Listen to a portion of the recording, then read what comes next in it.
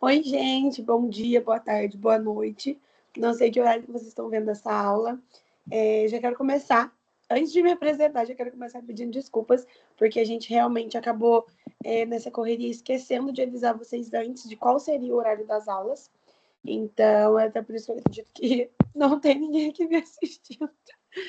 E eu entendo também que você acordar, descobrir que tem uma aula às 8, sem ninguém ter te avisado antes, ia ficar um pouquinho difícil. Mas não tem problema, a gente vai... O Matheus já está gravando essa aula, né?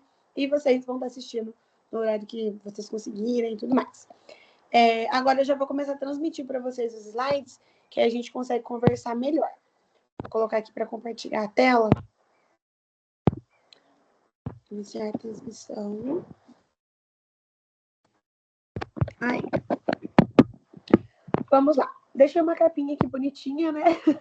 Eu tô tendo que apresentar pelo celular, porque o meu computador não quis funcionar hoje. Mas nas próximas vai pelo computador, que eu acredito que é um pouquinho mais fácil.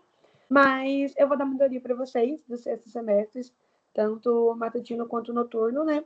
Sobre direito do trabalho. Confesso que, assim, uma das minhas matérias favoritas.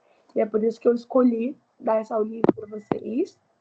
Eu sou Maria Júlia Jardim, sou aluna do 8º semestre da 42ª turma de Direito do Centro Universitário Salesiano de São Paulo, da nossa querida Unisal. Eu sou assessora na Secretaria de Negócios Jurídicos de Cachoeira Paulista. Emprego esse que eu consegui através de um estágio. Então, eu fiz estágio lá, né, no ano passado. E esse ano eu estou lá como funcionária.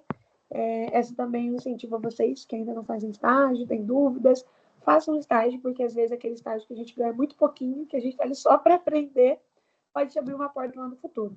E sou apaixonada por direito trabalhista. Eu acho que se você está aqui assistindo essa monitoria, provavelmente você gosta também, porque para você tirar um tempinho, uma horinha do seu dia para me assistir, depois de assistir o Bruno, é porque você realmente gosta da matéria. E te garanto que é uma matéria muito legal. Pelo menos eu adoro, é uma área que eu pretendo atuar e eu espero que vocês gostem também. Deixa aí uma fotinha para eu parecer formal, mas eu não sou nada formal. E meu Instagram, @mariajardim, se vocês quiserem me seguir, eu posto algumas coisas de direito por lá. Sejam muito bem-vindos. Bom, vamos lá. Primeiro eu quero conversar com vocês os objetivos da monitoria. Já explicando para vocês, a monitoria ela vai ser quinzenal. Então, por exemplo, a gente está tendo aula hoje, a gente vai ter aula no próximo sábado, sem ser no dia 12, o dia 19. Então, ela é de 15 em 15 dias. E o objetivo dela é contribuir para o estudo contínuo de vocês. Então, a gente não quer, tipo assim, uma ou duas monitorias só com chuva de conteúdo. A gente quer que quinzenalmente, né, a gente vá revendo os conteúdos que foram dados naquelas 2 últimas semanas, para vocês tendo sempre essa coisa contínua e tranquila, revisando de forma gradativa para evitar o acúmulo de matérias.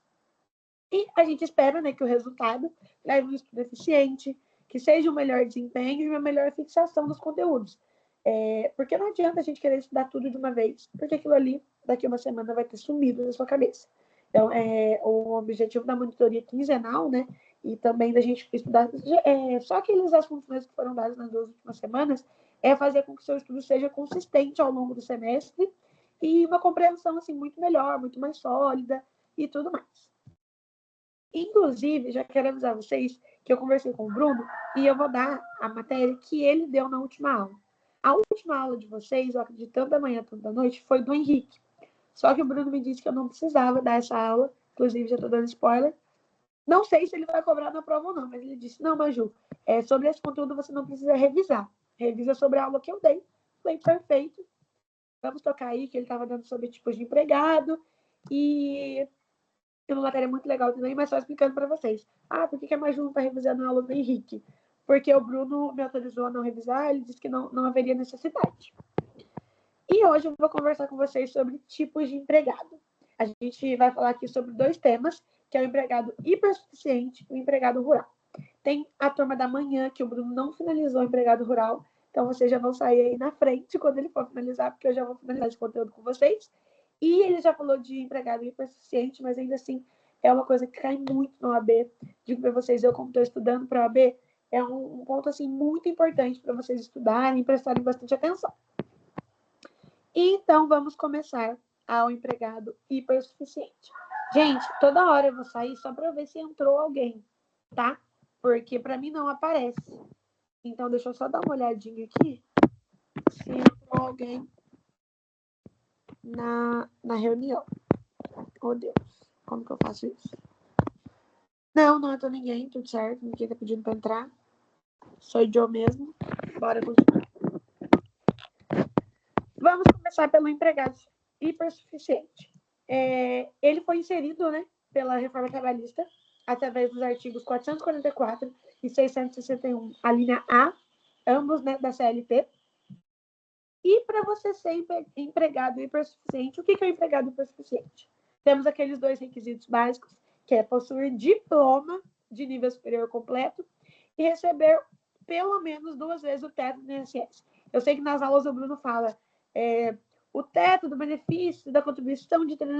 Resumindo, gente, é o teto do INSS. Eu coloquei aí para vocês que atualmente está esse valor de R$ 7.700. Então, aí uma pessoa que ganha acima de 16 mil, você já sabe, e possua, né, o diploma de nível superior completo, vocês já sabem que ela é um empregado hipersuficiente. Uma coisa que eu gosto de deixar bem claro é que diploma é diferente de estar cursando o nível superior. Então, pode acontecer de, a pessoa está cursando. Não, ela não é ainda, porque a lei deixa bem claro que a pessoa deve possuir o diploma. Outra coisa também, a pessoa recebe super bem, recebe 20 mil, mas não tem o diploma. Também não se encaixa.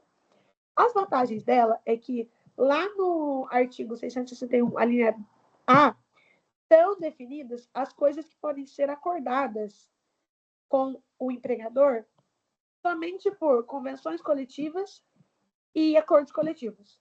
Essas coisas não podem ser feitas direto do empregado com o empregador, porque entende-se, né, um dos princípios do direito do trabalho é a proteção, por conta que a gente tem uma diferença, né, muito grande entre empregador e empregado.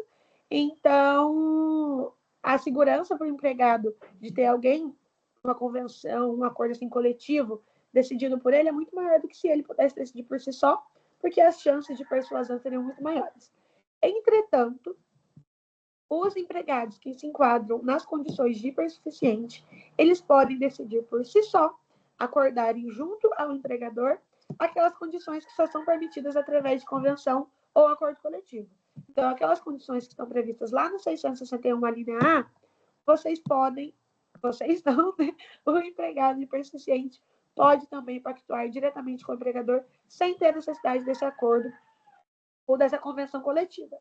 Na prática, são muitas as coisas lá de que não, na verdade, não são não, muitas são as da B. Na prática, são 4 coisinhas que vocês vão poder negociar aí. Jornada de trabalho, banco de horas anual, intervalo intrajornada e a adesão ao programa Seguro Emprego. Eu vou até confirmar aqui se são somente esses 4, mas se eu coloquei no slide, eu acredito que é só eles mesmo.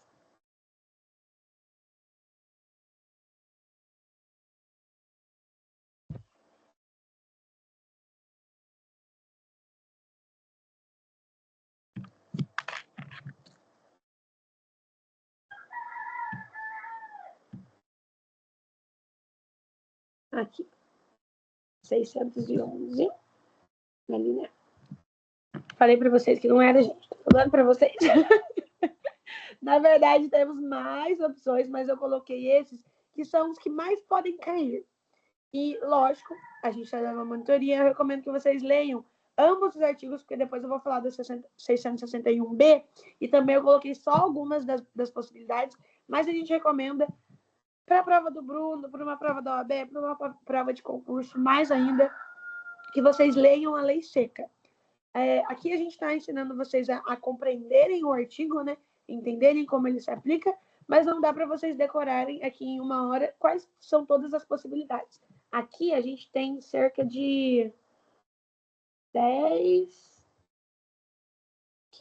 15 hipóteses que podem ser negociadas pelo empregado hipossuficiente ou diretamente, né, ali pela convenção coletiva ou acordos coletivos. Eu coloquei para vocês os mais clássicos, que é a jornada de trabalho. Isso pode ser negociado pelo empregado hipossuficiente. O banco de horas anual, o intervalo entre a jornada e adesão ao programa Seguro-Emprego. Um adendo que eu quero colocar aqui é que tudo isso realmente pode ser acordado, só que deve respeitar os limites constitucionais. Então, ali na jornada de trabalho, a gente tem limite constitucional no banco de horas anual. No intervalo da intrajornada também, a gente tem que respeitar o limite de mínimo de 30 minutos para a jornada superior a 6 horas. Então, assim, é permitido acordar, mas também a gente não pode deixar de seguir alguma lei, alguma assim, norma, como, por exemplo, a Constituição, que é a mais superior, né, que defina algum limite sobre isso. E é importante falar, deixei até aqui uma atençãozinha, sobre o 661B, porque isso cai muito em prova. Não podem ser negociados nem mesmo por convenção ou acordo coletivo. Mais uma vez, eu coloquei somente 4 opções aí, e são muitas. São aqui, ó. Aí é mais ainda. 25, 28, 30. São 30 assuntos, né, que não podem ser negociados nem por convenção coletiva, nem por acordo coletivo, muito menos pelo empregado hipossuficiente. Eu coloquei aqui 4 exemplos para vocês, que é norma de identificação do profissional. Então, por exemplo, as anotações ali na sua CLT, na sua carteira de trabalho. O seguro-desemprego, vocês não podem negociar em hipótese alguma, nem por acordo, nem por convenção. O repouso semanal remunerado. O salário família. Tem a questão do FGTS também, a porcentagem dele não pode ser negociada, porque ele é uma questão que já vem pela Constituição e tudo mais.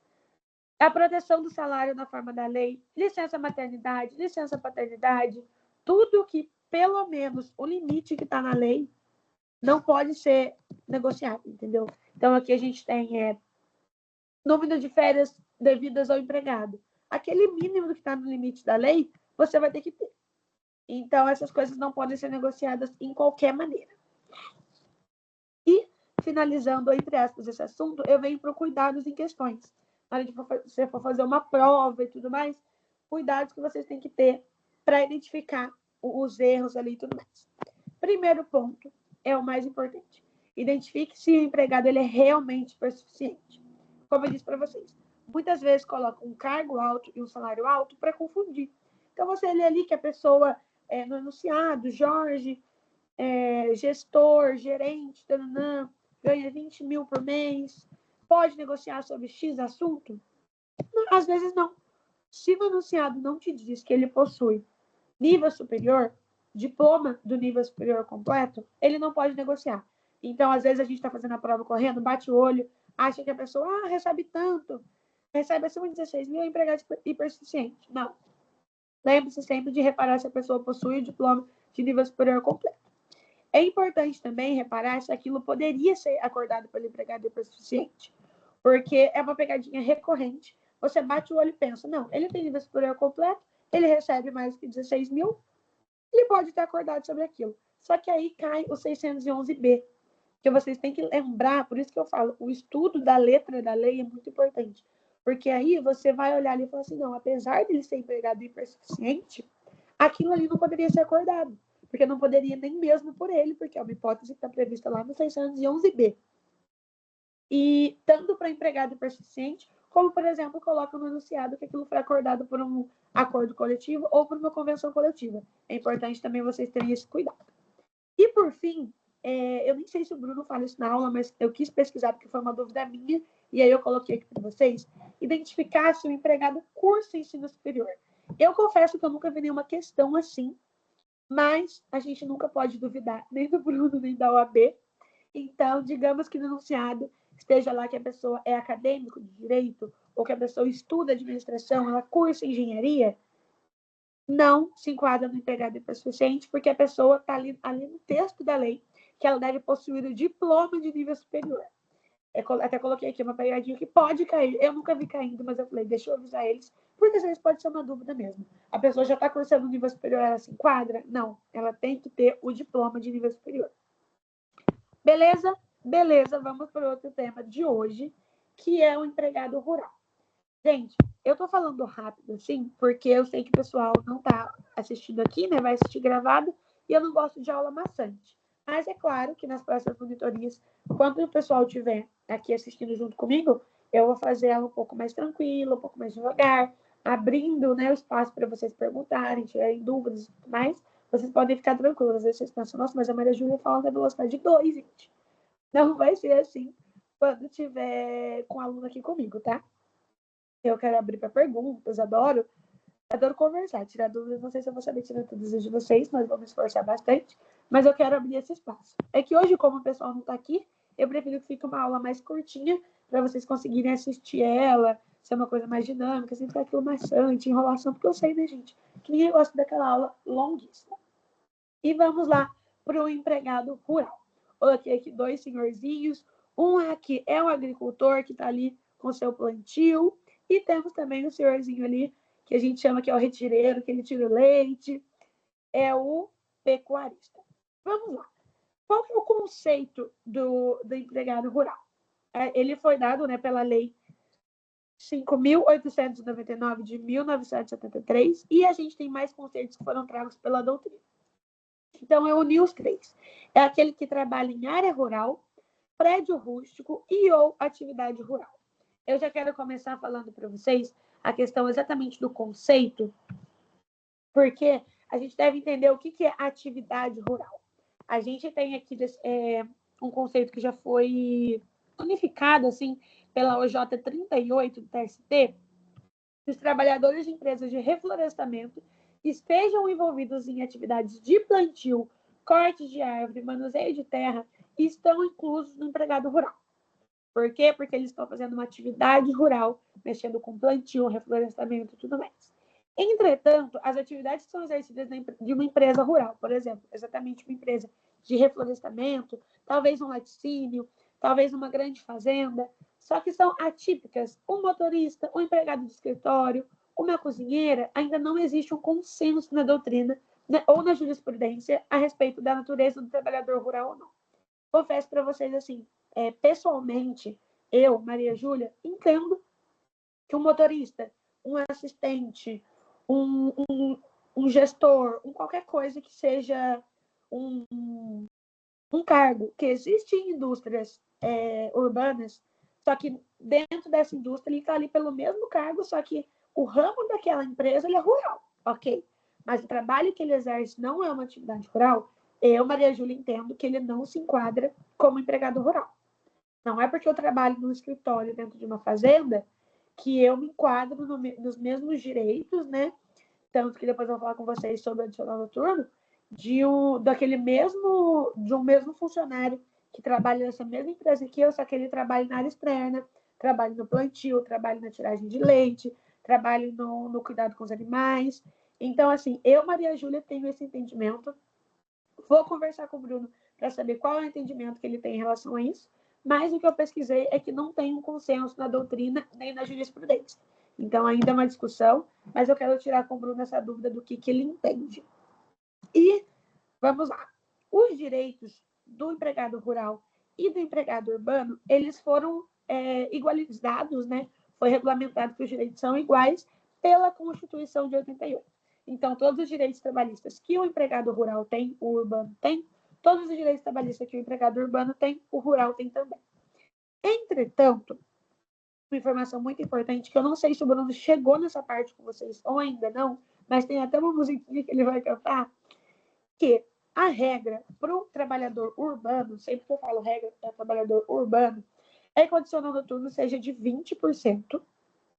Então, quem trabalha ali no horário noturno, né, que para o trabalhador urbano é das 10 às 5 da manhã, recebe ali o adicional noturno de 20%.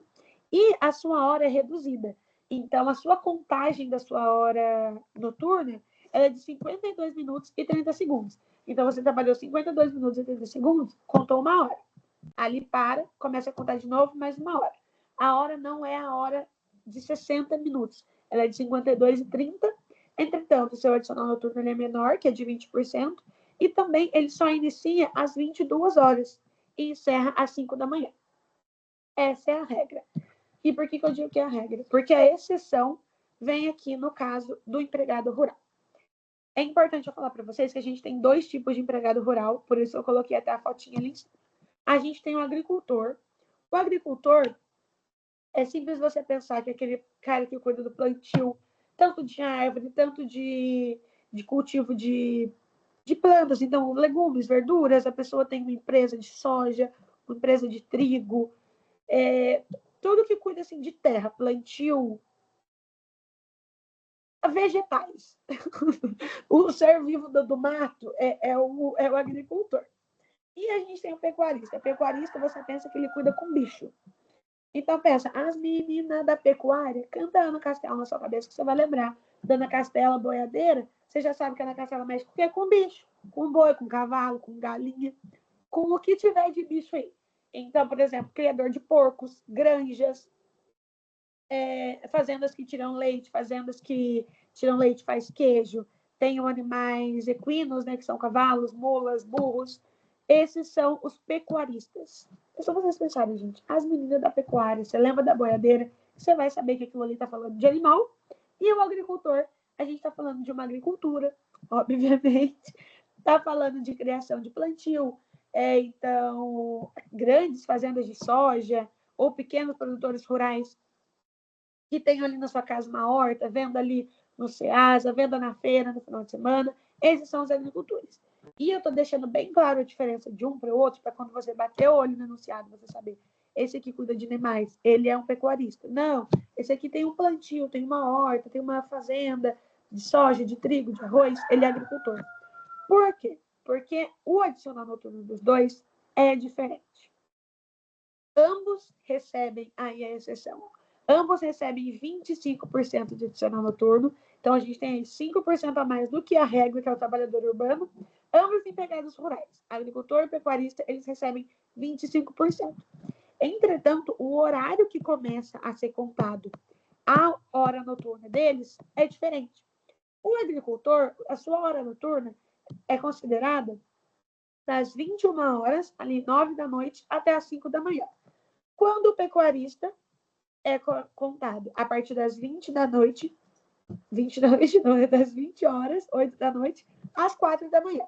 Então, assim, eles têm a mesma quantidade de horas, né? Só que o do agricultor começa mais tarde, mas se encerra mais tarde. E do pecuarista começa mais cedo, mas termina mais cedo. E uma coisa muito importante que eu deixei aqui, grande para vocês, o empregado rural, ele tem esse benefício de adicional noturno dele ser de 25%. Então, são 5% a mais do que o empregado urbano. Entretanto, a sua hora é contada normalmente. Então, é hora norma, 60 minutos. Vocês lembram que eu falei para vocês que o empregado urbano, a hora dele é reduzida? É 52 minutos e 30 segundos? O empregado rural, não. O empregado rural é 60 minutos. Então, se ele trabalhou das 8 da noite até a meia-noite, ele teve 4 horas de adicional noturno, acabou. Entendeu? Essa é uma hora contada normalmente, porque ele tem esse benefício do adicional noturno ser maior. Mas, Ju, por que o empregado rural tem esse benefício? Mas, Ju, por que o empregado, a hora dele começa mais cedo, o pecuarista começa às 8, o empregado urbano começa às 10? Isso é injusto, não acredito. O que acontece? Entende-se, né? Essa regra veio a partir... Eu acredito que... gente, aí, tá vendo? Não descobri de onde veio. Só um minutinho.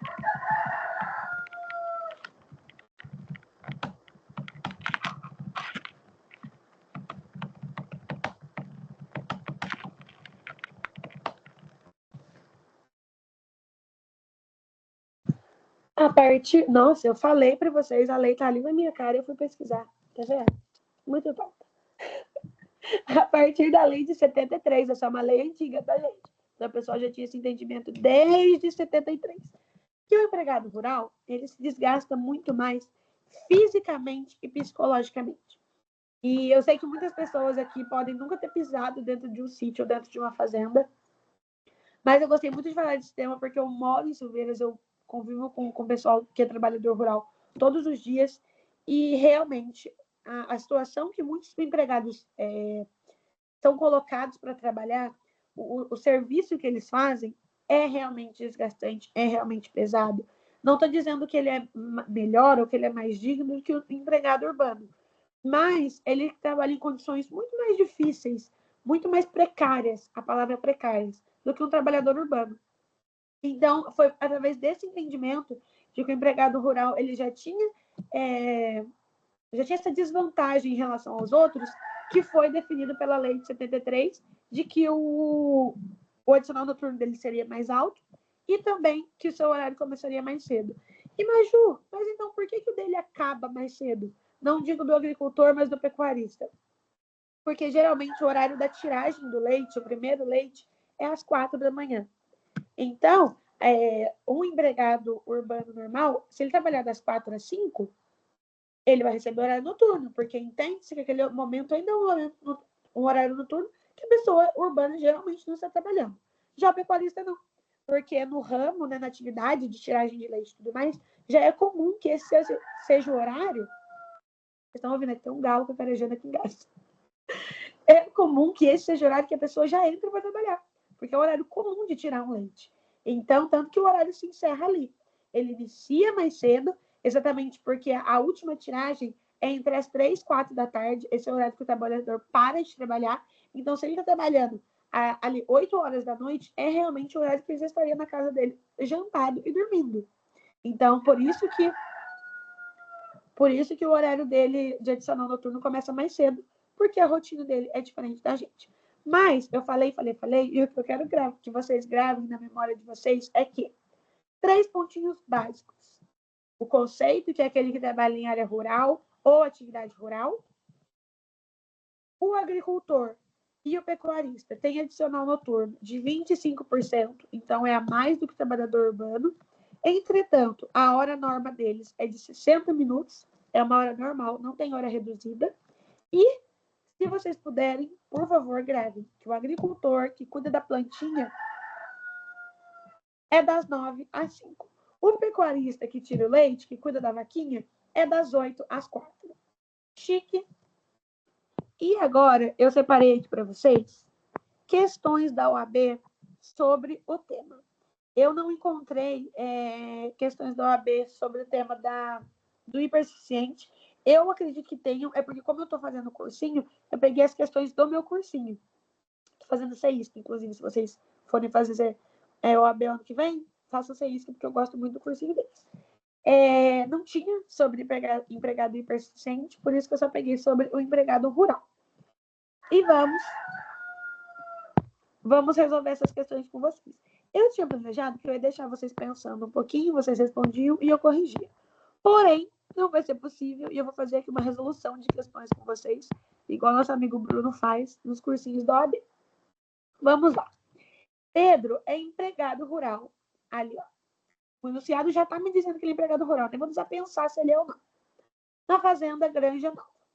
Sua jornada é de segunda a sexta-feira, das 21 às 5, com um intervalo de 1 hora para a refeição. Considerando o caso retratado, assinale a afirmativa correta. Então, primeira coisa, Pedro é empregado rural.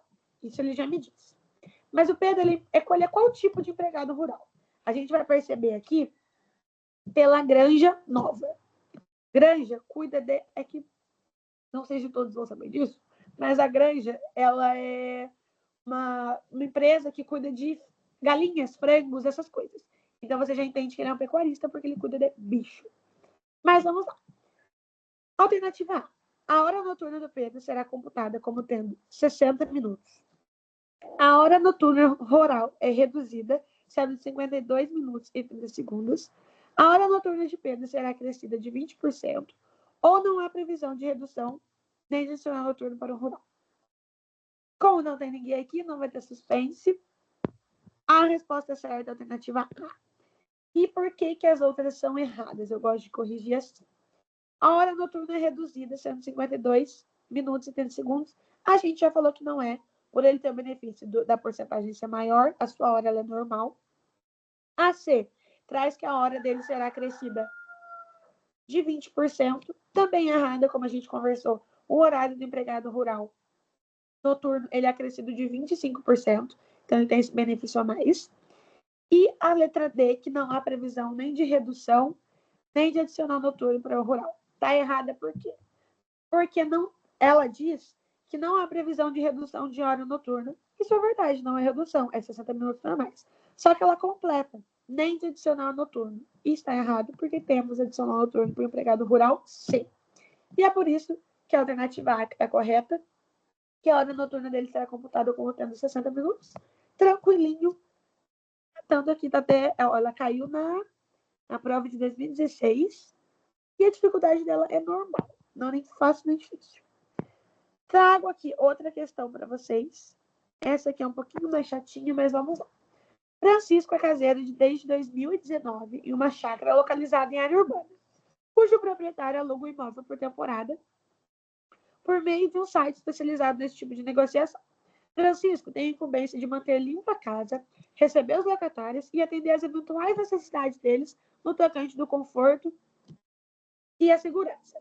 Além disso, de segunda-feira a sábado, o Francisco tem a manutenção geral do local, independente de estar alocado, para que a aparência esteja sempre impecável. E assim, os hóspedes recomendem a estadia na chácara a outros candidatos. Então, ali, o Francisco é um caseiro, ele cuida da casa, ele ajuda os hóspedes, ele faz essa parte toda aí. Diante dessa situação e das normas de regência, assinale a opção que indica a categoria do profissional de Francisco. Ele é trabalhador intermitente, ele é empregado doméstico, ele é empregado rural ou ele é empregado comum? Pensa isso, dá uma pausa e depois pensa, pausa, responde e depois você volta para ver a correção. Francisco é empregado comum, gente.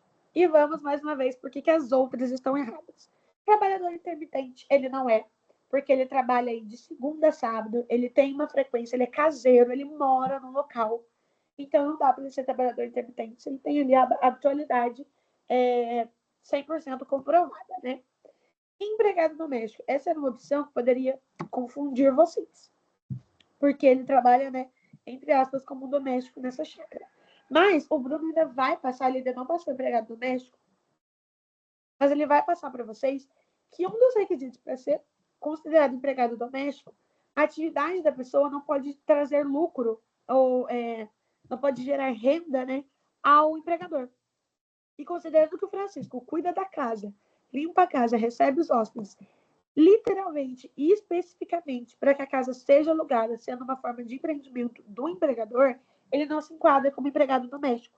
Porque para ele ser empregado doméstico, ele deveria só limpar a casa para o patrão mesmo, sem nenhuma atividade profissional ali, sem gerar nenhuma renda. Como gera renda, por esse motivo você já percebe que ele não se enquadra no doméstico. E o empregado rural, por que ele não se enquadra? Tá essa alternativa, e vocês podem pensar, claro que não se enquadraria, mas é que em fazendas é comum que as fazendas tenham caseiros. Então, geralmente as fazendas, os empregados que trabalham nela moram lá. Então, tem a casa principal, a sede, e tem várias casinhas onde os caseiros moram com suas famílias, eles já moram na fazenda e cuidam da fazenda. Então, quando a gente bate o olho e lê que ele é caseiro em uma chácara, pode ser que a gente confunda. Mas aí vocês percebem que ela é em área urbana e o trabalho dele não é nada rural. Então, é por isso que ele é um empregado comum. E, gente, esse espaço agora seria, fique à vontade para fazer um debate aberto, seria um espaço, era mais ou menos esse horário que eu planejei, a gente teria 15 minutinhos para debater, conversar, tirar dúvidas, porém, vocês não estão aqui. E, mais uma vez, eu entendo que vocês não estão aqui, porque o erro realmente foi da gente de não avisar vocês antes, mas nas próximas, quem gostou dessa aula e quiser participar, vou ficar muito feliz de vocês me acompanharem aqui ao vivo. E também quero dizer para vocês que eu estou super aberta lá no grupo para dúvidas. Então, essa aula vai ficar gravada. Acredito que o Matheus vai enviar para vocês essa aula para vocês assistirem. Se vocês estão assistindo, é porque ele enviou, né? E vocês podem enviar dúvidas. Então, manda lá no grupo. Se você não se sentir à vontade de mandar no grupo, manda no meu privado. Mas, Ju, fiquei com dúvida quanto a isso.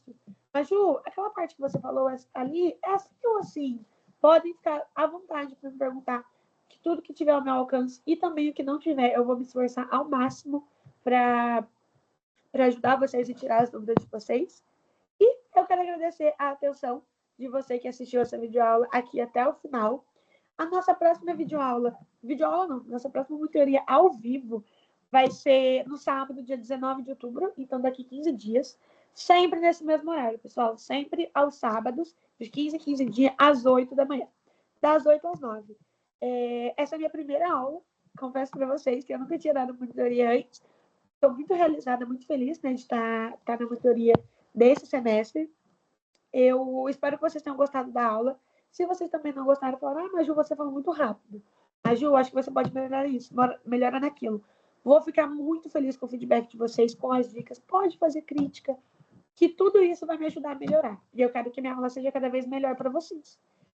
Deixei aqui mais uma vez o meu Instagram e deixei o Instagram da monitoria para vocês acompanharem a gente, porque lá pelo Instagram da monitoria, de 15 em 15 dias também, eu vou postar jurisprudências, resolução de questão do OAB. Então, num sábado vocês têm aula e no outro sábado vocês têm aquilo na prática, então uma jurisprudência de um caso, como resolver uma questão sobre aquele tema. Tudo isso vocês vão fazendo esse acompanhamento, tanto aqui nas monitorias ao vivo ou gravadas, tanto no Instagram com conteúdos práticos. E é isso, deixa eu sair aqui para poder ver vocês. Deixa eu parar.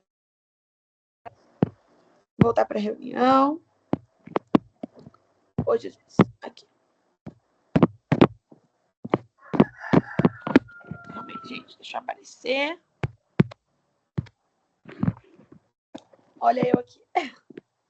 Quero agradecer a vocês que me assistiram gravado. É bom que, olha, se você me assistiu no 2, você assistiu muito correndo, porque eu falo rápido. Se você conseguiu me assistir no 2, eu vou te dar parabéns. Mas quero agradecer a atenção de todo mundo que assistiu essa aula gravada. Mais uma vez, espero que vocês tenham gostado. E o que vocês... A participação do galo, eu vou tentar evitar na próxima aula, tá bom? Vou pedir para alguém fazer alguma coisa com esse galo. Colocar no terreno do lado, alguma coisa assim. Mas eu espero que vocês tenham gostado. Peço para que vocês me enviem o feedback. Mas Ju, gostei, mas Ju, não gostei disso, mas Ju, não gostei daquilo. O slide eu vou enviar para vocês no grupo, para que seja um conteúdo de apoio onde vocês possam acessar para fazer uma revisão, alguma coisa assim. Um bom final de semana para vocês, ou uma boa semana, dependendo do dia que você está me assistindo. Muito obrigada e te espero no próximo sábado. Próximo sábado, não. No sábado, daqui 15 dias, 19/10, às 8 da manhã, aqui, ao vivo. Quero vocês me assistindo, hein? Obrigada, um beijo e acompanhe a gente no Instagram.